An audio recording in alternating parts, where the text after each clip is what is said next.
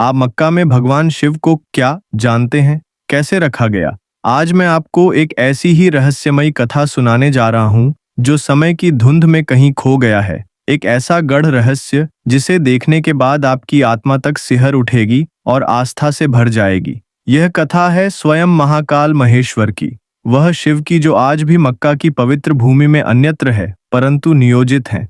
यह कोई सामान्य कथा नहीं बल्कि हमारी सनातन विरासत का एक ऐसा पन्ना है जिसे समय ने छिपा लिया, पर आज हम उसे आपके साथ साझा करेंगे। सबसे पहले अगर आप भी भगवान शिव को मानते हैं तो वीडियो को लाइक करके कमेंट बॉक्स में लिखें हर हर महादेव। तो आओ शुरू करते हैं आज का रहस्य और भक्ति से भरपूर कथा। बात उन दिनों की है जब ये धरती आज जैसी नहीं थी। त्रेता युग की स्वर्णिम धूप संपूर्ण विश्व पर धर्म का प्रकाश फैला रही थी।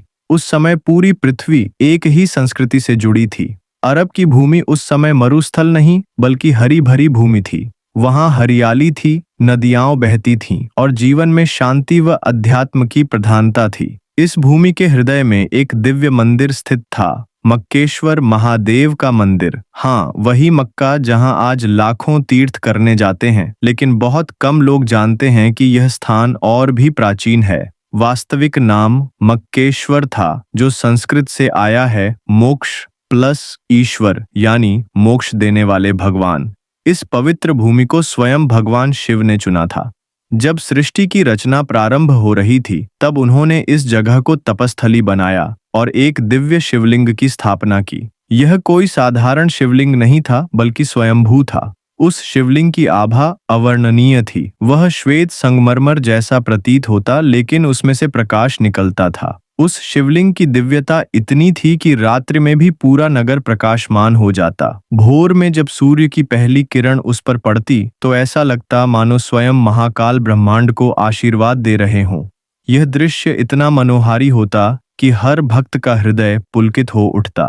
मक्केश्वर महादेव मंदिर की कीर्ति तीनों लोकों में गूंजती थी। देवता, गंधर्व, किन्नर सभी इस स्थान पर दर्शन हेतु आते थे। यह केवल मनुष्यों का तीर्थ नहीं था बल्कि देवताओं की आराधना स्थली थी। इंद्रदेव तक जब कोई महत्वपूर्ण निर्णय लेते तो पहले मक्केश्वर महादेव के समक्ष आकर प्रार्थना करते थे। ब्रह्मा जी भी सृष्टि की रचना में किसी संशय में पड़ते तो सीधे यहाँ आते और समाधान पाते। माता पार्वती स्वयं हर पूर्णिमा को वहां आती थीं। उनके आगमन से पूरा मंदिर दिव्यता से भर उठता। वह दृश्य किसी स्वप्न जैसा प्रतीत होता। उस समय अरब की भूमि शिव भक्तों की भूमि थी।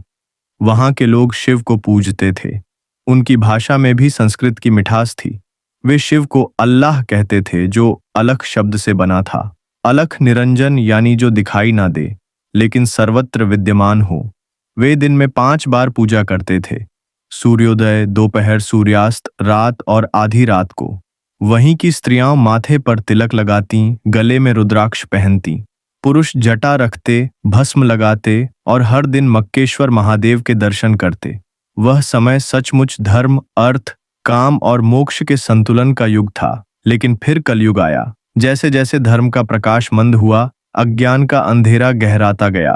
लोग बाहरी दिखावे में फंस गए। भक्ति की जगह केवल क्रियाएं रह गईं। और फिर आई एक भयावह अमावस्या की रात। कुछ स्वार्थी और अज्ञानी लोगों ने षड्यंत्र रचा। उन्होंने सोचा कि अगर हम इस शिवलिंग को छिपा दें तो इसकी दिव्यता केवल हमारी हो जाएगी। रात के अंधेरे में वे मंदिर में घुसे और शिवलिंग के चारों ओर पत्थरों की दीवार बनाने लगे। जैसे ही पहला पत्थर रखा, धरती कांप उठी। दूसरा पत्थर रखा गया तो आकाश गरजने लगा। तीसरे पत्थर के साथ बादल बरसे। यह देवताओं के आंसू थे। फिर भी वे लोग नहीं समझे। उन्होंने शिवलिंग को पूरी तरह ढक दिया और तभी आकाश से एक दिव्य गर्जना हुई। हे मूर्खों, जो पाप तुमने किया है उसका फल तुम्हें और तुम्हारी संतानों को भोगना पड़ेगा। मैं कहीं गया नहीं, तुम ही मुझसे दूर हो गए हो। उस आवाज से पूरा नगर थर्रा उठा, लेकिन अज्ञान में डूबे लोग इसे अनसुना कर गए। उस रात्रि शिव मौन हो गए। उनकी आंखों से निकला पहला आंसू पत्थर पर गिरा और वह पत्थर काला पड़ गया। वही काला पत्थर आज भी वहां मौजूद है, शिव की करुणा और पीड़ा का जीवित प्रतीक। शिव ने करुणा से कहा, अगर मैं इन्हें छोड़कर चला गया तो यह अनाथ हो जाएंगे। मैं यहीं रहूंगा, छुपकर लेकिन साथ रहूंगा। आज भी महाकाल मक्का की भूमि में मौन प्रतीक्षा में है। माता पार्वती यह देखकर रो पड़ी। वे बोली, तो क्या अब मैं आपके दर्शन नहीं कर सकूंगी स्वामी? महादेव मुस्कुराए और बोले, दर्शन तो रोज करोगी प्रिय, पर अब गुप्त रूप में। जब भी कोई सच्चे मन से पुकारेगा मैं वहां प्रकट हो जाऊंगा। धीरे धीरे समय बीतता गया। जिन्होंने शिवलिंग को छिपाया था वे मर गए और आने वाली पीढ़ियां भूल गईं कि वहां वास्तव में क्या छिपा है। उन्हें केवल इतना बताया गया कि यह एक पवित्र काला पत्थर है, पर यह नहीं बताया गया कि वह काला क्यों है। वही पत्थर आज हजरे अस्वद कहलाता है। कहा जाता है कि यह पत्थर वही है जिस पर शिव जी के करुणा भरे आंसू गिरे थे। आज भी वहां 7 परिक्रमा होती हैं, जैसे प्राचीन शिव भक्त किया करते थे।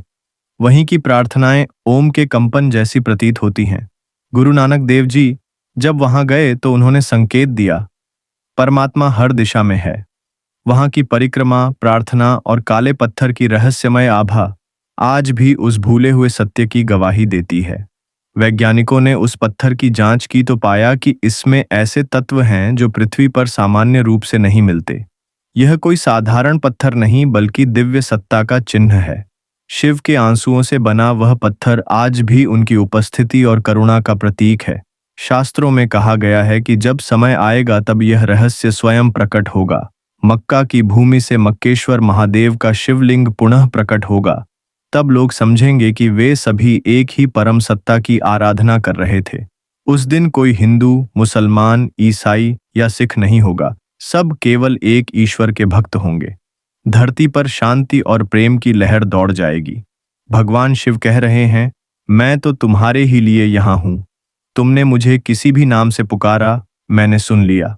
मैं कभी तुमसे नाराज नहीं हुआ। अब समय है कि तुम सत्य को देखो, प्रेम और एकता के मार्ग पर लौटो। शिव केवल किसी एक धर्म के नहीं, वे पूरे ब्रह्मांड के हैं। मक्का हो या काशी, केदारनाथ हो या कैलाश पर्वत, वे हर जगह हैं। बस सच्चे मन से पुकारो और वे आपके हृदय में प्रकट हो जाएंगे। यह मत सोचो कि भगवान शिव केवल किसी मंदिर या स्थान पर रहते हैं। जब आप किसी दुखी की सहायता करते हैं, भूखे को भोजन देते हैं, किसी को प्रेम से गले लगाते हैं, तब भी महादेव वहीं होते हैं। प्यारे भक्तों, भगवान शिव का यह संदेश केवल कथा नहीं बल्कि आत्मा की पुकार है। हर हर महादेव कहने से पहले इसे महसूस करो। अगर आपने इस कथा को अंत तक सुना है तो निश्चित है आपका हृदय जागा है। कृपया इस प्रेम और एकता के संदेश को अधिक से अधिक लोगों तक पहुंचाइए। लाइक करें, शेयर करें और नीचे कमेंट में हर हर महादेव लिखकर अपनी श्रद्धा प्रकट कीजिए। भगवान शिव आप सबको आशीर्वाद दें। AUM नमः शिवाय। हर हर महादेव।